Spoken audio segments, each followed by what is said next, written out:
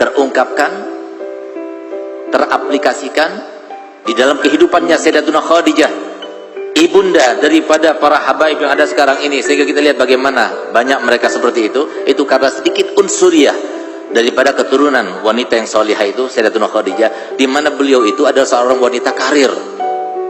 Beliau itu mempunyai perniagaan atau tempat perniagaan sebanyak 11 tempat, dan beliau disebutkan dalam sejarah kalau kekayaannya Sayyidatuna Khadijah itu dibandingkan dengan kekayaan ahli Makkah, itu semua kekayaan ahli Makkah itu cuma separuhnya dari kekayaan Sayyidatuna Khadijah.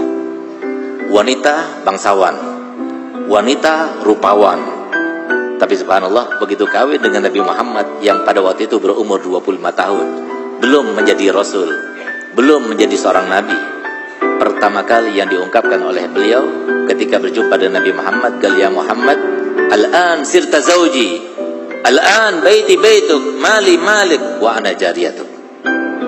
Sekarang kau wahai Muhammad menjadi suamiku, dari mulai sekarang hartaku ini hartamu, rumahku ini rumahmu, dan aku adalah budak perempuanmu. Apakah perkataannya semacam ini pernah dikatakan oleh istri kita sekarang ini? Nah, ini kan salah satu pertanyaan yang harusnya kalau kita mengikuti Sayyidatuna Khadijah, itu berarti sunnah, karena diungkapkan oleh istrinya Nabi yang mewakili kalangan perempuan semuanya.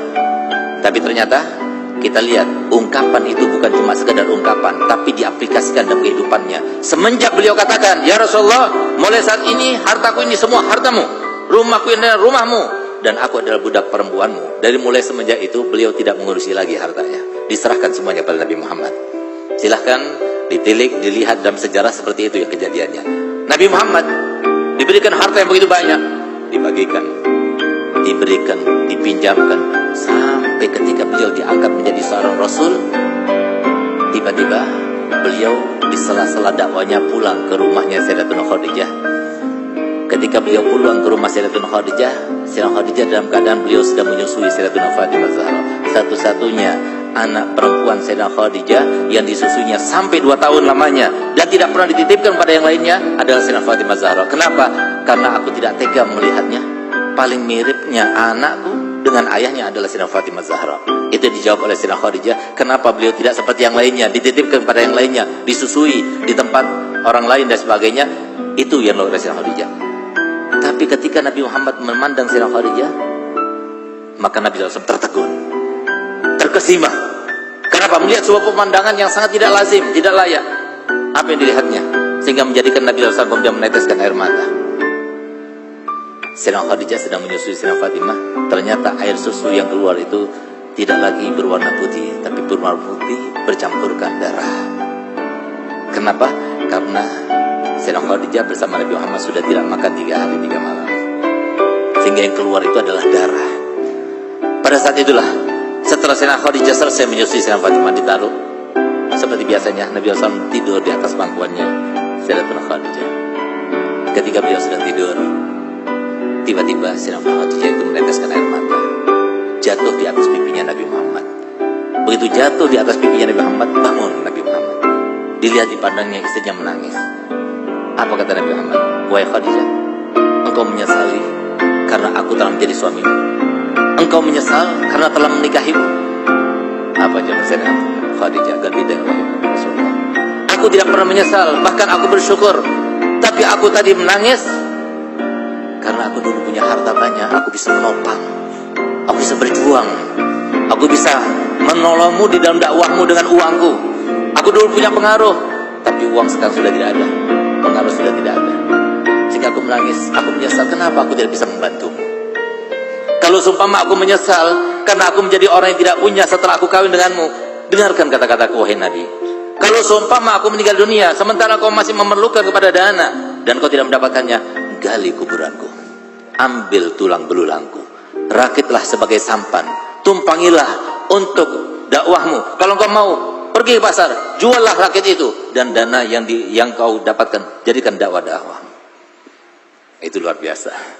Dan subhanallah, pantas kalau Nabi kita Muhammad SAW bersabda, kalau kita ingin tahu bagaimana kita mati nanti, lihat bagaimana mengisi sehariannya. Ternyata Sayyidatuna Khadijah juga mengisi hariannya dengan taat kepada suaminya, dan meninggalnya pun juga dalam keadaan taat kepada suaminya, di mana Nabi Muhammad telah bersumpah dalam hadisnya, "Demi Allah, aku tidak pernah melihat suatu pemandangan, suatu perkataan yang membuat hatiku sedih membuat hatiku galau. Dan demi Allah, aku tidak pernah memerintahkan sesuatu, ingin memerintahkan sesuatu kepada Sayyidah Khadijah, kecuali sebelum aku perintahkan, Sayyidah Khadijah sudah melakukannya untukku. Sampai suatu waktu, kita kan pernah dengar kan, satu-satunya perempuan yang pernah ada, yang mendapatkan salam langsung daripada Allah SWT hanyalah Sayyidatuna Khadijah. Di mana kita dapatkan itu? Di mana Sayyidah Khadijah itu mendapatkan? Ketika Nabi SAW menyampaikan, mendapatkan ucapan salam daripada malaikat Jibril. Lalu kemudian Jibril berkata kepada Nabi SAW, "Ya Rasulullah, Allah telah mengutusku kepadamu dan Allah memerintahkanmu untuk menyampaikan salamnya langsung kepada istrimu Khadijah. Dan sampaikan juga salamku kepadanya." Di mana itu disampaikan? Ternyata di Gua Hira, tempat Nabi SAW beribadah dan berkhulwah, yang kadang-kadang beliau itu pergi ke sana sampai sebulan, sampai 40 hari lamanya turun, lalu berangkat lagi. Suatu waktu Nabi SAW itu nggak turun-turun agak lama, sehingga Sayyidah Khadijah kepikiran. Maka kemudian Sayyidah Khadijah itu membuat makanan dan lain sebagainya, dia angkat ke sana, padahal dia naik ke atas sana untuk mengantarkan makanan ini, padahal Sayyidah Khadijah dalam keadaan hamil 9 bulan.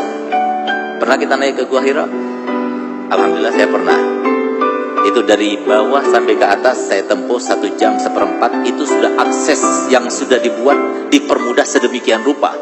Saya pernah ada saksinya, Habib Bidin, Habib Ahmad, waktu itu ikut bersama saya. Kita katakan, ngisi waktu daripada kita ngobrol supaya kita lebih dapat pahala banyak. Ayo kita di perjalanan baca rotib hadat, rotib atos.